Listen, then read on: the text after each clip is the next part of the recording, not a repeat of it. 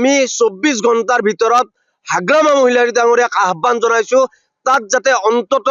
2ৰ পৰা 3জন ব্যক্তি সংখ্যালঘুক যাতে নাম অন্তৰ্ভুক্ত কৰে, অন্যথা কিন্তু আমি আন্দোলন হ'ব, প্ৰতিবাদ হ'ব। 15টা যি বিটিচি সমষ্টি আছে, এই 15টা বিধানসভা সমষ্টিৰ ভিতৰত বিটিচিত থকা অন্তত 3ৰ পৰা 4টা সমষ্টিত আমাৰ যি সংখ্যালঘু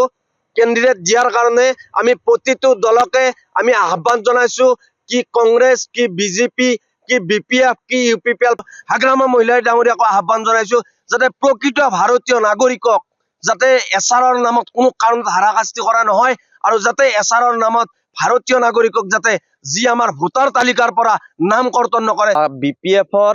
যি আমাৰ বিটিচিত চৰকাৰ নিশ্চিতভাৱে গণতান্ত্ৰিকভাৱে যি নিৰ্বাচিত চৰকাৰ চলি আছে, এই চৰকাৰ চলি থকাৰ সময়তে যোৱাকালি যি CSB বোৰ্ড গঠন কৰিলে, বোৰ্ড গঠন কৰাৰ পিছত 11জনকৈ চেয়াৰমেন, ভাইচ চেয়াৰমেন সহ 11জন ব্যক্তিৰ তাত নাম সন্নিৱিষ্ট কৰিলে। আমি সকলোকে ধন্যবাদ জনাইছো,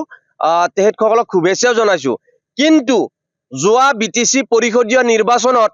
যি আমাৰ সংখ্যালঘুসকলে বিটিচিত আপোনালোকে জানে যে দ্বিতীয় বৃহৎ জনগোষ্ঠী হিচাপে সংখ্যালঘুসকল থকাৰ পিছত সংখ্যালঘুসকলে যোৱা নিৰ্বাচনত এক গুৰুত্বপূৰ্ণ ভূমিকা লৈ পেলাই বিপিএফক 82% ভোটাধিকাৰ সাব্যস্ত কৰি পেলাই তেখেতসকলক কিন্তু চৰকাৰক গাদীত বহুৱাইছিল, আৰু গাদীত বহুৱাই তেখেতসকলৰ যিখিনি চৰকাৰৰ যিখিনি দায়িত্ব আৰু দায়বদ্ধতা আছিলে যে বিভিন্ন জাতি জনগোষ্ঠীৰ যি ধৰণে অধিকাৰসমূহ, যি ধৰণে উন্নয়নসমূহৰ ক্ষেত্ৰত কোনো ধৰণৰ মানে কুটি নাটি নাথাকিব বা তেখেতসকলৰ কাম কাজ কৰিব যি প্ৰতিশ্ৰুতি দিছিল নিৰ্বাচনৰ সময়ত, সেই প্ৰতিশ্ৰুতি এতিয়া ফুটুকাৰ ফেনত আচলতে পৰিণত হৈছে নেকি বুলি আমি প্ৰথমবাৰৰ কাৰণে হাগ্ৰামা মহিলাৰী ডাঙৰীয়াক আমি আহ্বান জনাইছো, অনুৰোধ জনাইছো আৰু দাবী উত্থাপন কৰিছো নেমচু বিটিচি কমিটি আৰু লগতে আমি কেন্দ্ৰীয় কমিটিৰ তৰফৰ পৰা। কিয়নো যোৱা যিখন বোৰ্ডত 11জনকৈ নাম সন্নিৱিষ্ট কৰিলে, সেই সন্নিৱিষ্ট কৰাত সংখ্যালঘু এজনো প্ৰতিনিধি নথকাটো সঁচাকৈ সংখ্যালঘু কাৰণে বিটিচিবাসীৰ কাৰণে খুব দুৰ্ভাগ্যজনক বিষয়। আমি 24 ঘণ্টাৰ ভিতৰত হাগ্ৰামা মহিলাৰী ডাঙৰীয়াক আহ্বান জনাইছো তাত যাতে অন্তত 2ৰ পৰা 3জন ব্যক্তি সংখ্যালঘুক যাতে নাম অন্তৰ্ভুক্ত কৰে,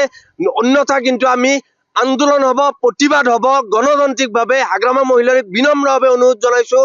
কাৰণ আপোনালোকে জানে যিহেতু বিটিচি নিৰ্বাচনত নেমচুৰ এটা মুখ্য ভূমিকা আছিলে। বিভিন্ন আমি সমষ্টিত আমি নিৰ্বাচনী প্ৰচাৰ চলোৱাৰ ক্ষেত্ৰতে বিভিন্ন ঠাইতে আমি আমাৰ যি সংখ্যালঘুসকল জিকোৱাত কিন্তু আমাৰ জয়ী কৰাত আমাৰ যথেষ্ট ভূমিকা আছে, যাৰ কাৰণে এইবাৰো আমি ভাবিছো যে আমাৰ অন্তত আগন্তুক যি বিধানসভা নিৰ্বাচন আহি আছে, বিধানসভা নিৰ্বাচনত 15টা যি বিটিচি সমষ্টি আছে, এই 15টা বিধানসভা সমষ্টিৰ ভিতৰত বিটিচিত থকা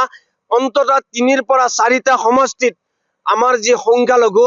কেণ্ডিডেট দিয়াৰ কাৰণে আমি প্ৰতিটো দলকে আমি আহ্বান জনাইছো, কি কংগ্ৰেছ, কি বিজেপি, কি বিপিএফ, কি ইউপিপিএল, প্ৰতিটো ৰাজনৈতিক দলক আহ্বান জনাইছো। কিয়নো আমি দেখিবলৈ পাইছো যে আমাক কেৱল আৰু কেৱল নিৰ্বাচনৰ সময়ত সংখ্যালঘুসকলক ভোট বেংক হিচাপে ব্যৱহাৰ কৰা যেন আমাৰ অনুভৱ হয়, যাৰ কাৰণে মই বিনম্ৰভাৱে আকৌ অনুৰোধ জনাইছো হাগ্ৰামা মহিলাৰী ডাঙৰীয়াক সমস্যাবোৰ বুজিব লাগে, সমস্যাবোৰ সমাধান কৰিবলৈ আমি আহ্বান জনাইছো। লগতে আৰু এটা কথা আমি উত্থাপন কৰিব লাগিব এই চেগতে, যে যিটো এছআৰৰ সমস্যা, এই এছআৰৰ যিটো সমস্যা অতি শীঘ্ৰে সমাধান কৰাৰ কাৰণে হাগ্ৰামা মহিলাৰী ডাঙৰীয়া আৰু যি আমাৰ বিপিএফ দলৰ যি আমাৰ